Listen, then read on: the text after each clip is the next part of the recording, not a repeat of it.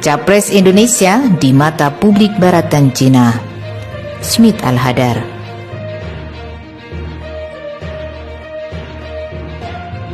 Seandainya Anies Baswedan, Ganjar Pranowo, dan Prabowo Subianto berkontestasi untuk merebut hati publik Barat dan Cina, maka bisa dipastikan pemenangnya sudah dapat ditentukan dari sekarang.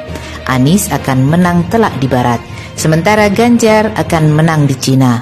Kemenangan Anies ditentukan oleh kualitas moral, intelektual, dan leadershipnya. Publik Barat sangat sensitif terhadap moralitas pemimpinnya. Bahkan mereka tak menoleransi calon pemimpin yang bersinggungan dengan pelecehan seksual, perzinaan, ataupun pornografi. Jangan tanya lagi kalau sudah menyangkut korupsi atau ketiadaan komitmen pada demokrasi. Presiden petahana Donald Trump kalah dalam Pilpres Amerika 2020 karena tersangkut 2 dari 3 isu tersebut, yakni pelecehan seksual dan ketidakpeduliannya pada demokrasi. Dalam hal ini, Anies akan menjadi favorit karena ia bebas dari 3 indikator itu. Ganjar tak akan menjadi pilihan karena sebagaimana pengakuannya, gemar menonton film bokep. Tetapi Ganjar akan menang di Cina karena negara itu tak mempedulikan ukuran moral yang menyangkut seksual. Mayoritas rakyatnya juga meremehkan sistem demokrasi yang dipandang sebagai inovasi barat yang tak berguna. Kasus kekerasan di Wadas, di mana Ganjar mengirim aparat bersenjata lengkap untuk mengintimidasi warga desa itu guna memaksa mereka menjual tanahnya untuk dijadikan proyek tambang batu andesit, tidak akan menjadi pertimbangan rakyat Cina. Ganjar dianggap lebih menarik karena kebijakannya akan menopang kemakmuran Cina. Isu korupsi mungkin menjadi kekurangan Ganjar di Cina. Sebagaimana diketahui, Gubernur Jawa Tengah itu sempat dituduh terlibat mega korupsi EKTP. Menurut Nazarudin, bendahara Partai Demokrat, Ganjar menerima $520.000 Amerika. Setia Novanto yang memberikan testimoni yang sama.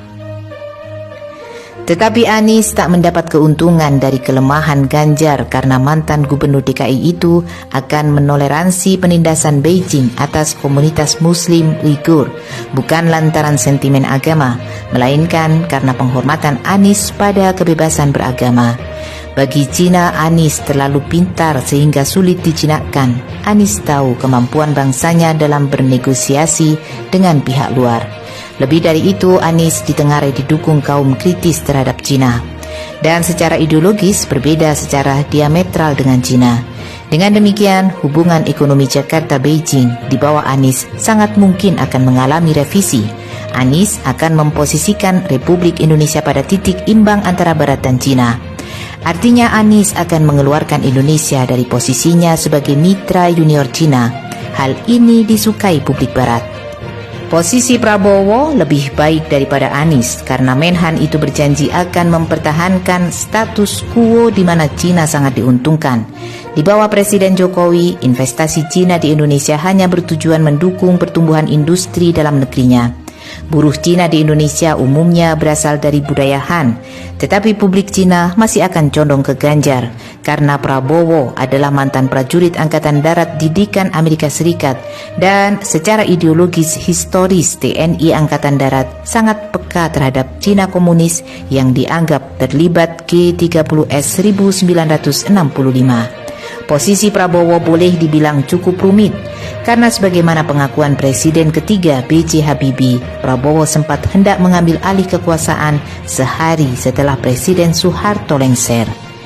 Anies juga lebih didukung publik Barat karena komitmennya yang kuat pada demokrasi dan penegakan HAM. Dalam hal ini, Ganjar akan tertolak karena insiden Wadas. Sementara Prabowo dikaitkan dengan penculikan aktivis 1997.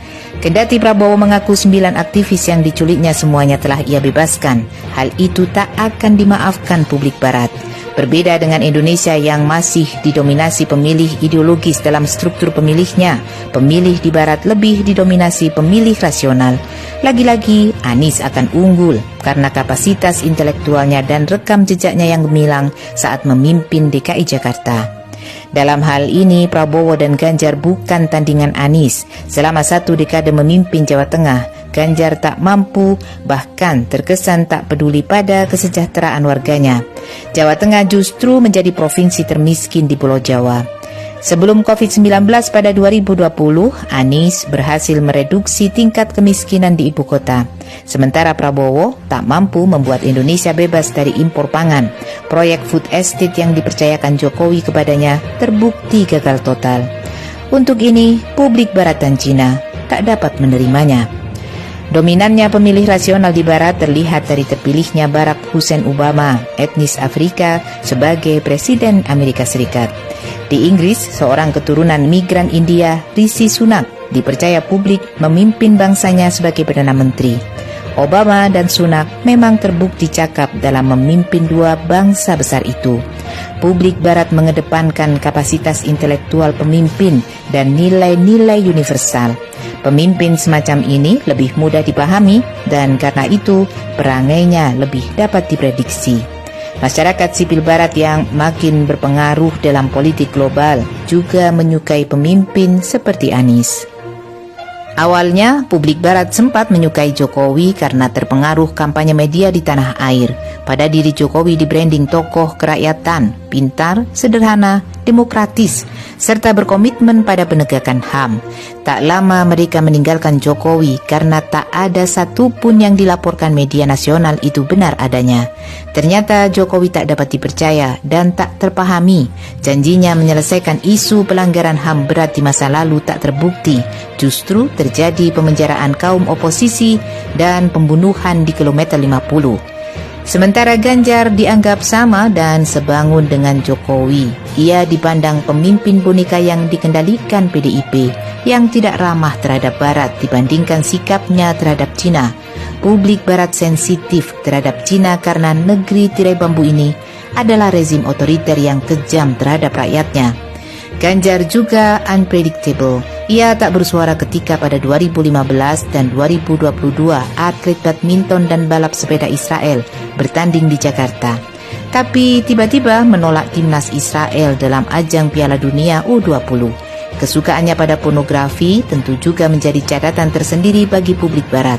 Pada awal Mei silam, Neil Paris, anggota parlemen Inggris dari Partai Konservatif, mengundurkan diri setelah mengaku menonton film bokep. Dalam hal leadership, publik Barat juga akan memprioritaskan Anies, konsep kebijakan pembangunannya di Jakarta yang menempatkan kemanusiaan berkeadilan sosial sebagai epicentrum dikagumi di Barat.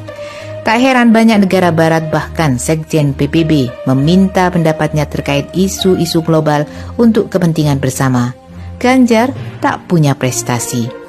Publik Barat juga tak tahu apa yang dilakukan Prabowo selama memimpin Kemenham. Bahkan karakter jujur Prabowo runtuh di mata publik Barat ketika ia memuji-muji Jokowi. Terlepas bagaimana publik Barat dan Cina memandang Capres Indonesia, rakyat Indonesia lah yang paling tahu siapa pemimpin yang pas untuk memimpin bangsa pada 2024.